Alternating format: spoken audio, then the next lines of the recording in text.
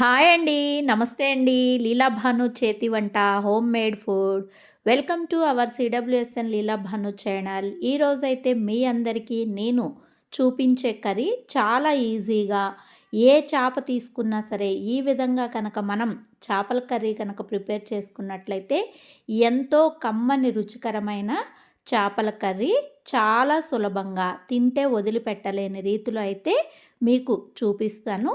వచ్చేయండి. నేనైతే ముందుగా బొచ్చి చేప, ఈ బొచ్చి చేప అయితే మనకి 3 కేజెస్, దాన్ని క్లీన్ చేసుకుంటే మినిమమ్ 2 కేజెస్ అయితే ఉంది. చూశారు కదా! మన చేప క్లీనింగ్ ఇంతకుముందు వీడియోలో అయితే నేను చూపించాను.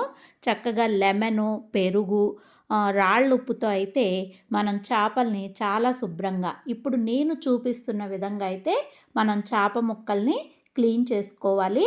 ఇలా కనుక క్లీన్ చేసుకుంటే మనకి నీచు వాసన కూడా రాదు.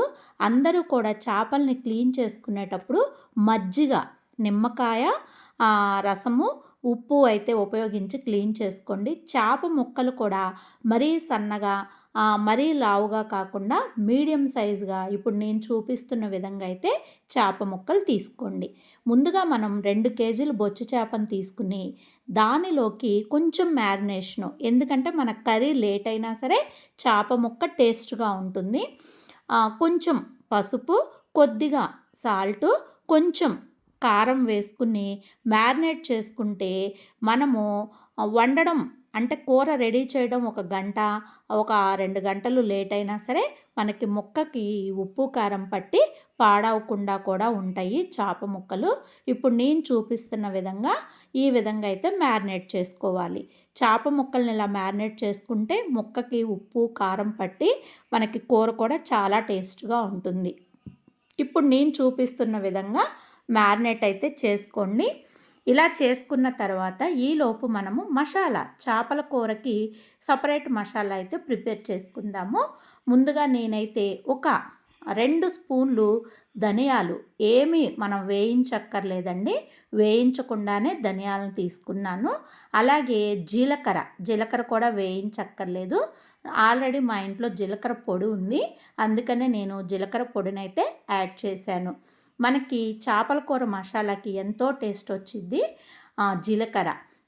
అల్లము, వెల్లుల్లి పొట్టు తీసుకుని అల్లం వెల్లుల్లిని ఈ విధంగా ఇప్పుడు నేను చూపించే విధంగా అయితే మనం గ్రైండ్ చేసుకోవాలి. సింపుల్ మేడ్ మసాలా అండి. చూస్తారు కదా, చక్కగా ధనియాలు, జీలకర్ర, అల్లం వెల్లుల్లి మసాలా నేనైతే ప్రిపేర్ చేసేసుకున్నాను. ఈ కర్రీలోకి టమాటా కూడా యూస్ చేసుకోవచ్చు. అయితే టమాటా నేను ఒకే ఒక టమాటా తీసుకున్నాను. కొంతమంది గ్రేవీ కావాలి అనుకుంటే 2 or 3 టొమాటోస్ అయినా తీసుకోవచ్చు. నేనైతే పేస్ట్ చేసుకున్నాను. అలాగే ఒక పెద్ద నిమ్మ సైజ్ అంత చింతపండుని తీసుకుని ముందుగా నానపెట్టుకుని ఒక 250 ml నుంచి 350 ml వరకు అయితే ఇలా చింతపండు గుజ్జు రసాన్ని అయితే తీసుకున్నాను. చూశారు కదా, ఇలా చింతపండు రసం అయితే ప్రిపేర్ చేశాను. ఇప్పుడు మనకి చేపల కూర వండుకోవడానికి వెడల్పాటి ఒక పాత్రనైతే తీసుకుని నాన్ వెజ్ కర్రీస్లోకి నూనె ఎక్కువే పడుతుంది, వేరుశనగ నూనె అయితే తీసుకున్నాను. అలాగే చేపల కూరకి మంచి టేస్ట్ ఇచ్చే పచ్చిమిర్చి చీలికలు అనమాట, నేను 7 నుంచి 8 పచ్చిమిరపకాయలు తీసుకుని అలాగే తరిగిన చిన్ని ఉల్లిపాయలు 3 ఉల్లిపాయలు అయితే తీసుకున్నాను. ఉల్లిపాయ కూడా మనం సరిపడానే వేసుకోవాలి. ఎక్కువ వేసుకుంటే ఏమవుతుందంటే కూర తీపి వచ్చేసి అంత టేస్ట్ అయితే ఉండదు. అందుకనే నేను ఉల్లిపప్పు కూడా 3 ఆనియన్స్ తరిగిన ఉల్లిపాయనైతే తీసుకున్నాను. ఉల్లిపాయ, పచ్చిమిరపకాయ వేయించుకునేటప్పుడే మనము ఒక అర స్పూన్కి పసుపు, అలాగే కూరకు సరిపడినంత రాళ్ళ ఉప్పును వాడాలి. సాల్ట్ కాకుండా రాళ్ళ ఉప్పును అయితే వేసుకుని సన్నని మంట మీద మనము ఈ ఉల్లిపాయని, పచ్చిమిర్చిని బాగా వేయించుకోవాలి. చూస్తున్నారు కదా, మీడియం మంట మీదే ఉల్లిపాయ, పచ్చిమిర్చి అయితే వేయించుకున్నాను. ఇలా వేయించుకున్న తర్వాత మనము ప్రిపేర్ చేసుకున్నాం కదా ధనియాలు, జీలకర్ర, అల్లం వెల్లుల్లి పేస్ట్, దాన్ని కూడా కలుపుకుని దానిని కూడా సన్నని మంట మీద మసాలాను కూడా వేయించుకోవాలి. నేను చూపిస్తున్న విధంగా మీరు కనుక చేపల కూర ప్రిపేర్ చేయండి. తింటే వదిలిపెట్టని కమ్మని రుచికరమైన చేపల కూర అయితే రెడీ అవుతుంది. చూస్తున్నారు కదా. ఈ విధంగా అయితే మనము ఈ అల్లం వెల్లుల్లి పేస్ట్ని అయితే వేయించుకోవాలి. అల్లం వెల్లుల్లి పేస్ట్ వేయించుకున్నాక మనం టమాటా గుజ్జు చేసుకున్నాం కదా, ఆ టొమాటో పేస్ట్ను కూడా వేసుకుని సన్నని మంట మీద వేయించుకోవాలి. ఎందుకంటే మనకి మసాలా ఎంత వేయించుకుంటే కర్రీ కూడా అంత టేస్ట్ వస్తుంది. అందుకనే పచ్చి వాసన పోయే వరకు ఈ టమాటో అల్లం వెల్లుల్లి పేస్ట్ని అయితే వేయించుకోవాలి. నేను చూపిస్తున్న విధంగా మీడియం మంట మీద అల్లం వెల్లుల్లి పేస్ట్ని ఉల్లిపాయతో వేయించుకోండి. ఇప్పుడు మనము ఈ వేయించుకున్న తర్వాత ఇంట్లో ప్రిపేర్ చేసుకున్న కారప్పొడే మనం బయట కొనుక్కురాలేదు. ఎందుకంటే బయట కొనుక్కొచ్చిన కారప్పొడిలో కలర్స్ యాడ్ అవుతాయి అంటారు.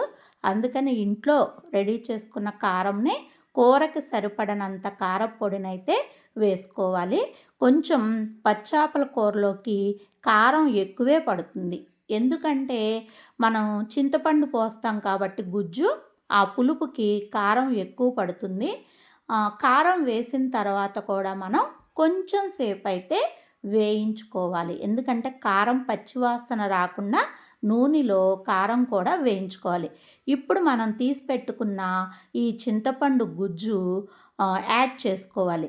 అయితే ఈ చింతపండు గుజ్జుతో పాటు మనం నార్మల్ వాటర్ని కూడా మనకి గ్రేవీ ఎంతైతే కావాలో ఎప్పుడైనా సరే చేప ముక్కలు మునిగే అంతవరకు వాటర్ పోసుకుంటే సరిపోతుంది. నాకైతే ఈ గ్రేవీ సరిపోతుంది. చేపల కూరకి ఎక్కువ వాటర్ అయితే పట్టదు.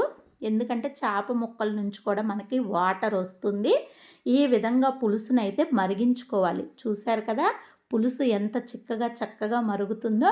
ఇప్పుడు ముందుగా మనం మ్యారినేట్ చేసుకున్న ఈ చేప ముక్కల్ని చక్కగా పులుసులోకి అయితే సర్దుకోవాలి. చూస్తున్నారు కదా, నేనైతే ఈ మ్యారినేట్ చేసిన చేప ముక్కల్ని ఈ పులుసులో అయితే పెడుతున్నాను. అసలు ఈ విధంగా గనక మీరు కర్రీ చేసి చూడండి, వాహ్ వాహ్ అనిపిస్తుంది. ముందే ఆ పులుసులో మనము చక్కగా ఉప్పు, కారం, పులుపు అన్నీ సరిపోయినాయా లేదా అని చెప్పి టేస్ట్ కూడా చేసుకున్న తర్వాత మనం చేప ముక్కల్ని పెట్టుకుంటే ఇంకా మనం ఏమీ చూడవలసిన అవసరం లేదు. పర్ఫెక్ట్గా అన్నీ సరిపోతాయి. వంట రాని వాళ్ళు కూడా ఈజీగా చేసుకోవచ్చు. అయ్యో పులుపు చాలలేదే, ఉప్పు చాలలేదే, కారం చాలలేదే అన్న సమస్య అయితే రాదు.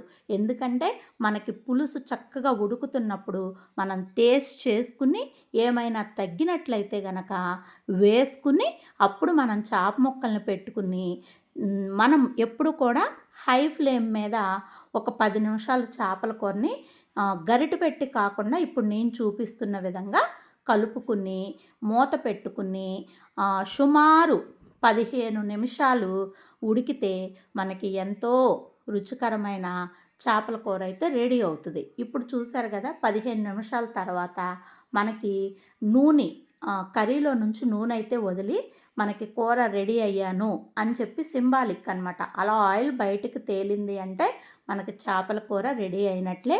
ఇప్పుడు మనము తరిగిన కొత్తిమీరని తీసుకుని కొంచెం కొత్తిమీర ఎక్కువే వేసుకుంటాం చేపల కూరలోకి.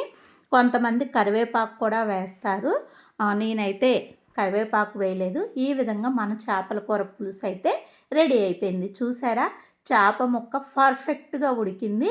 అలాగే పులుసు కూడా చూడండి ఎంతో చక్కగా ఈ మాదిరిగా పులుసు ఉంటేనే చేపల కూరకి పర్ఫెక్ట్గా ఉన్నట్లు. చూశారు కదా, మీరు కూడా ఈ విధంగా చేపల కూరని ప్రిపేర్ చేసి ఎలా ఉందో కామెంట్ చేయండి.